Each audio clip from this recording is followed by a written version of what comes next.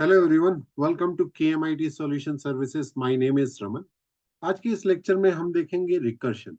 Recursion आपने सी language में भी पढ़ा है। तो सी लैंग्वेज में रिकर्शन क्या होता है कि जब एक फंक्शन अपने आप को ही कॉल करता है उसको रिकर्शन बोलते हैं। ठीक है, देखते हैं कुछ इसमें एग्जांपल्स। तो मैं फंक्शंस में जा रहा हूँ। रिकर्शन, तो जैसे आपने किसी भी नंबर का फैक्टोरियल निकाला, तो इसका एक थोड़ा सा लॉजिक देख लेते हैं कि कैसे होता है। देखिए, आपने फैक्टोरियल ऑफ 5 निकालना है।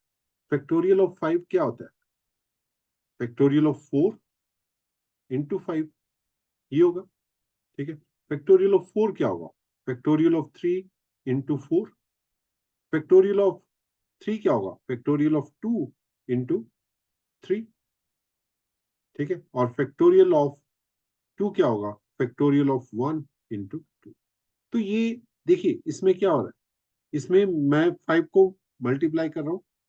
ये अगर फैक्टोरियल एक फंक्शन है, ये एक फंक्शन है, तो इसका मतलब 5 into factorial of 4, 4 into factorial of 3, 3 into factorial of 2। तो ये जितने भी फैक्टोरियल की वैल्यू है, अगर मुझे ये पता हो तो इजी हो जाएगा मेरे लिए। तो वहां पे हम रिकर्शन यूज करते हैं। ये डेटा हमारा मेमोरी के अंदर स्टोर होता है। ठीक है, ये डेटा हमारे मेमोरी के अंदर स्टोर है।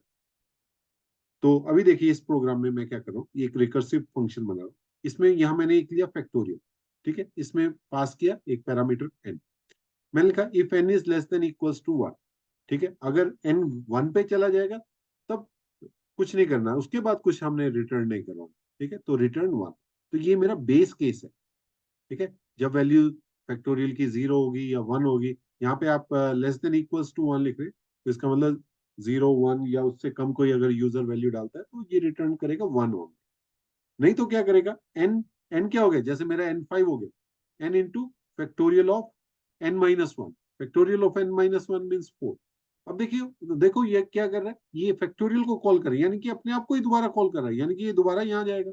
यहाँ क्या करेगा, 5 into factorial of 4 into factorial of 3।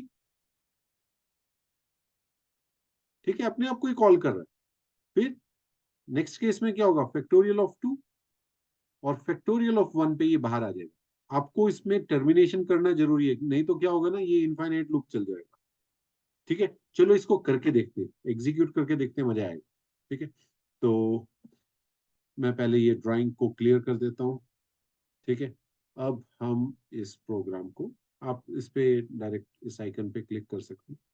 मैं यहाँ आ जाता हूँ, इसको हटा देते हैं बिल्कुल, और यहाँ पे इसको लिख देते हैं। ठीक है, तो इसको सेव करना है। देखो ये बिंदी दिख रही है, तो इसका मतलब अभी सेव नहीं है। तो इसको सेव किया, और फिर इसको कंपाइल किया, और फिर इसको एग्जीक्यूट किया। एग्जीक्यूशन में मैं क्या करूँ, नम इक्वल्स टू 5 फैक्टोरियल, और मैंने यहाँ पे 5 पास किया, तो 5 - 4, 5 - 1 4 हो गया, फिर 3 हो गया, 2 हो गया, सबका फैक्टोरियल ये कॉल करेगा। तो देखो लास्ट में मेरा रिजल्ट क्या आएगा, 1 2। ठीक है, तो इस तरह से आप जब एक फंक्शन अपने आप को ही कॉल करता है, जैसे इस लॉजिक में हमने देखा, तो वहां पर हम रिकर्सिव फंक्शंस को यूज करते हैं। ये क्या करता है, ये आपके जितनी भी वैल्यूज होंगी, जैसे फैक्टोरियल ऑफ इसने 1 निकाला, फैक्टोरियल ऑफ 2 निकाला, तो वो सभी ये एक मेमोरी के अंदर, स्टैक के अंदर स्टोर करके रखता है। ठीक है, तो जब फैक्टोरियल ऑफ 4 निकाल रहा हूँ, तो उसको पता है फैक्टोरियल ऑफ 4 की क्या वैल्यू है। ठीक, तो आई होप आपको ये लेक्चर समझ आया होगा।